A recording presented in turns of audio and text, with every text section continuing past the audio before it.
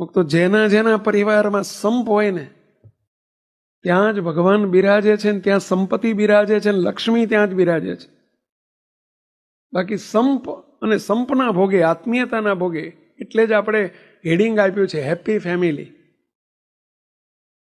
ઘરમાં કુસંપ છે ને ગમે એટલો પૈસો હોય તો એ શું કરવાનો? તમને એક નાનું દ્રષ્ટાંત આપું. એટલે તમે કોઈકના ઘેર મહેમાન ગતિએ 2-5 દિવસ તમારા સાસુના સસરાના ત્યાં કે તમારા સાળાના ત્યાં કે કોઈક મામાના ત્યાં કે ક્યાંક તમે 5-7 દિવસ મહેમાન ગતિએ ગયા છો દાખલા તરીકે, ત્યાં જઈને કહો તો હું 5 દિવસ રોકાવાના છું, પણ ત્યાં ગયા પછી તમે જોયું કે ઘરમાં બધા બાજબાજ જ કરે છે, ઝઘડ જ કરે છે અને કોઈને હંપત નથી, તો હું તમને પ્રશ્ન પૂછું, તમને 5ના બદલે 7 દાડા રહેવાનું મન થાય કે 2 દાડા ઓછા કરીને નીકળી જવાનું મન થાય? કેટલા એમ માનો છો કે નીકળી જવાનું મન થાય કે અહીં આવી પછી મારા બેટા હારા બાજબાજ જ કરે છે? થાય ને કંઈ પહેલાં